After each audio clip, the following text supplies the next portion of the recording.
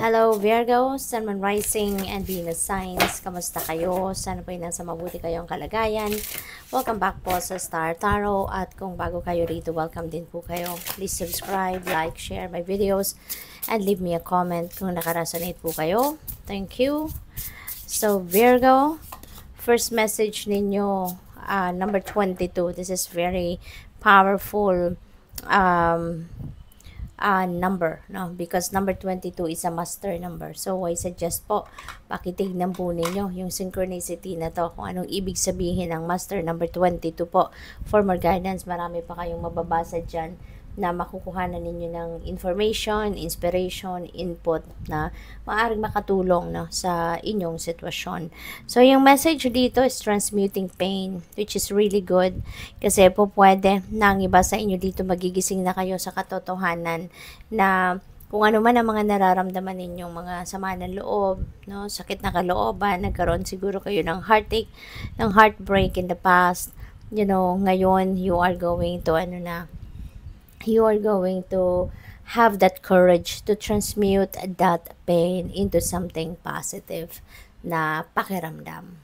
Ang napipick up ko dito, it's the time, no, na parang you are going to embrace, yourself now, envelope yourself, no, you're going to envelope yourself in love, at kung ano man itong mga sakit, sama ng loob, no, na naramdaman ninyo na in the past na siyang nakaapekto, no, ng buhay ninyo in a huge way. Ngayon, maaaring there will be acceptance already, no, na sadyang ganun ang buhay, no, may mga kailangan kayong may mga punto sa buhay natin, no, na makakaramdam tayo ng sakit, makakaramdam tayo ng parang tinutusok yung dibdib natin, 'di ba? We were some of you siguro were betrayed in the past. Some of you were cheated on in the past, no? Naloko kayo ng kung sino man, whether it's in love or something else, 'di ba? But ngayon, no, you are siguro going to surpass that stage na, no? At mas magiging positibo na ngayon ang path na tatahakin ninyo. Kaya napakaganda kasi yung pain na yan is going to be replaced with love, lalong-lalo na para sa sarili ninyo. Alright? So, tignan natin kung ano pa yung mensahe para sa inyo ngayon, Virgo.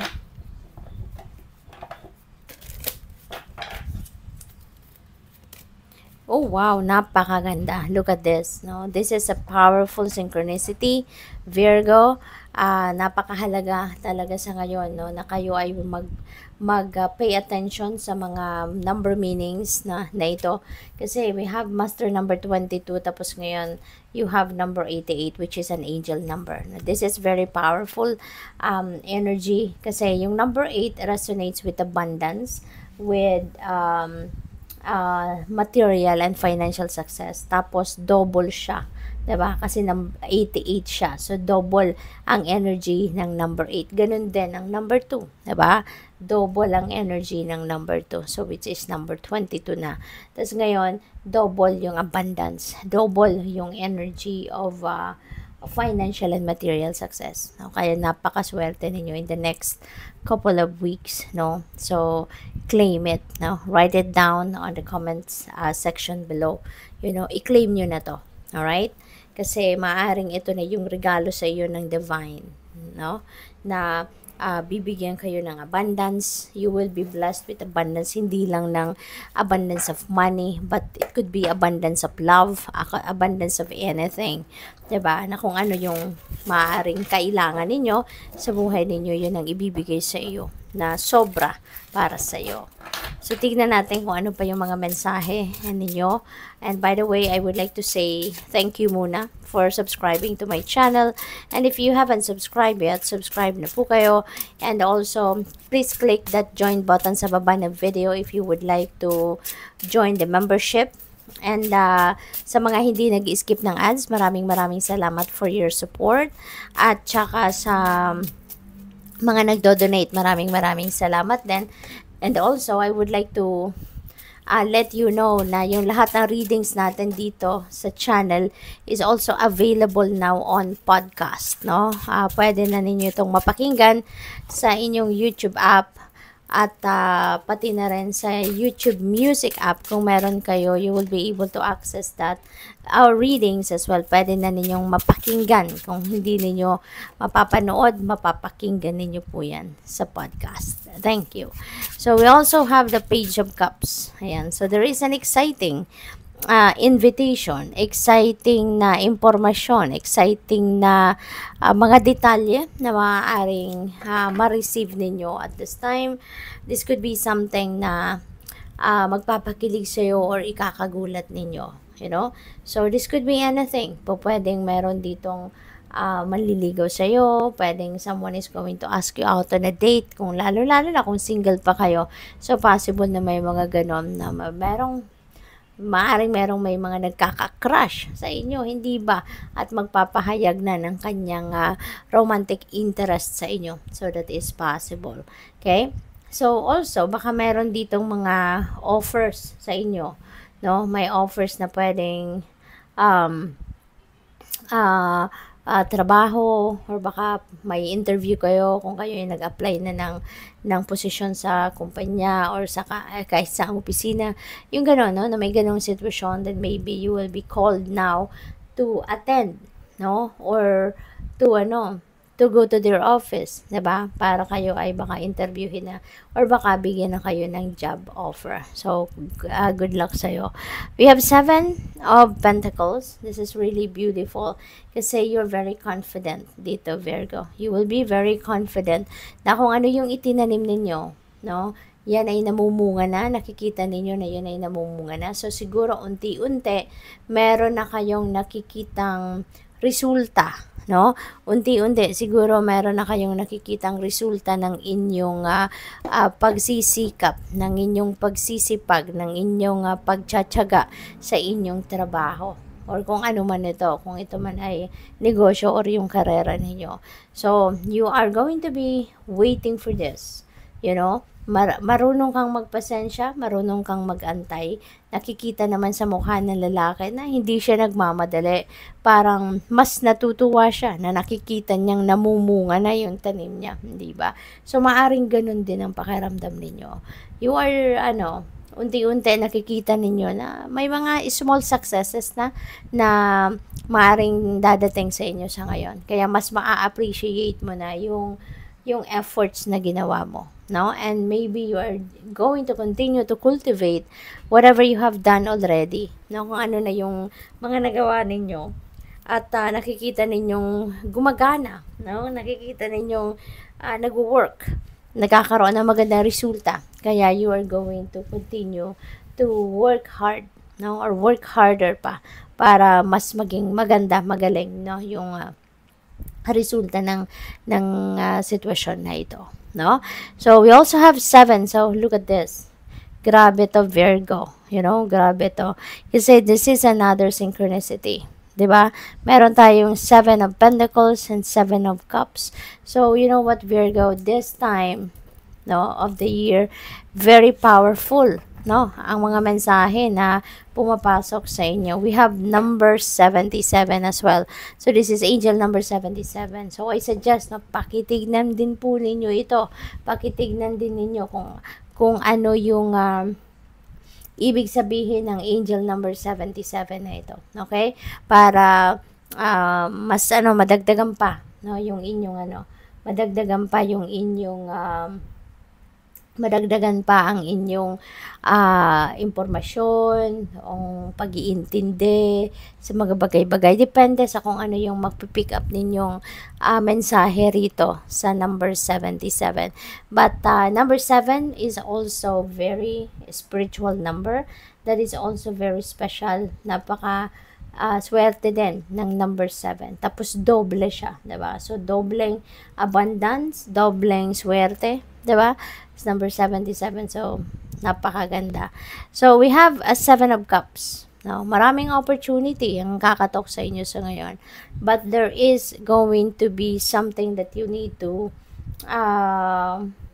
to keep in mind, no, na huwag kayong basta-bastang magsisettle sa kung ano man ang magugustuhan ninyo. You know, na hindi ninyo pinag-isipan, hindi ninyo ni-research, hindi ninyo pinag-aralan. Okay? Kasi there could be deceiving, no, na mga ano dito, na mga oportunidad. Maaring makikita ninyo to be too good to be true, 'di ba? Kapag gano'n ang nararamdaman ninyo, mas lalong red flag 'yon. Mas lalong dapat na pag-aralan mo, mas dapat na tignan mo maigi, dig deeper into that para na mas makita mo kung ano yung what's lying underneath that, kung ano man nakikita ninyo sa surface. Okay? Kasi hindi lahat, no, ng makikita natin sa panlabas, yun na yun. No? Hindi lahat ng makinang ay gold, hindi ba? Kaya ganun din ito, mga opportunities na to. It could be deceiving, some of it. No? Kaya kailangan na makiramdam ka, kailangan na alamin mo talaga ng mas malalim, no, yung kung ano man ang opportunity na to before you make a decision. All right? So the Hermit, this is your energy. Maybe you're seeking for enlightenment sa ngayon, you're seeking for answers. Maaaring meron kang mga tanong sa sarili mo or sa universe na kailangan mong hanapan ng kasagutan. Okay? And this is also possible para sa inyo. It will be easy for you to find out. Diba? If, lalo na if you're going to dig deeper into yourself, no? Papakinggan mo yung bulong ng puso mo, ng intuition mo, ng soul mo. You need to put yourself in solitude. You need to put yourself in stillness para na sa gayon. Wala ka munang gagawin, 'di ba? You will be focusing on yourself, 'di ba? At sa sarili mo, from deep within you, wala mo ng cellphones, wala mo ng gadgets, wala mo ng kausap, 'di ba? Para na makapag-tune in ka talaga, no, sa sarili mo. And with that, for sure, you know, it will be easy for you to find out. And it will be easy for you to listen, 'di ba? To your intuition, at mas mabilis mong mapipick up dito kung ano yung mensahe sa iyo ng Divine Universe. All right? Kaya ito yung paalala sa iyo, no, na mag-step back ka muna ng kahit saglit lang sa kung ano man ang inyong mga pinagkakaabalahan. All right? Four of Swords, pwedeng pagod kayo, no? Pwedeng you are exhausted, physically, mentally, emotionally, spiritually.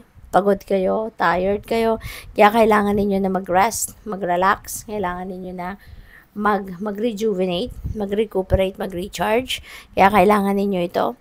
And at the same time, you know, you can do this also, 'di ba? Yung pagmumuni-muni ninyo. While you are resting your body, while you are resting your mind, 'di ba? You can also do that meditation, 'di ba? Kasi yung meditation also is very powerful. Meditation is very it's a huge help, lalo na doon sa mga merong kaguluhan sa isip, confusion, fragmented yung isip, yung gano'n. Meditation is a great help, you know? So maybe you can do that as well. So we have Page of Swords. There are going to be a lot of information na pwedeng ma-receive kayo. At hindi lang galing sa tao, you know? Pwedeng maaaring galing sa research ninyo. Nagre-research kayo online, all by yourself. Or pwede rin na nagtatanong-tanong kayo sa mga tao, nag-interview kayo. Or pwede rin na yung mga information that's coming your way as well is coming from your meditation. No? Pwedeng yan ay mga insight. Pwedeng yan ay mga visions ninyo, intuitive messages and nudges na na-pick up ninyo during meditation, no? Or during pagre-reflection mode ninyo. Okay? So, good luck po. Thank you for watching. Love and light. Namaste.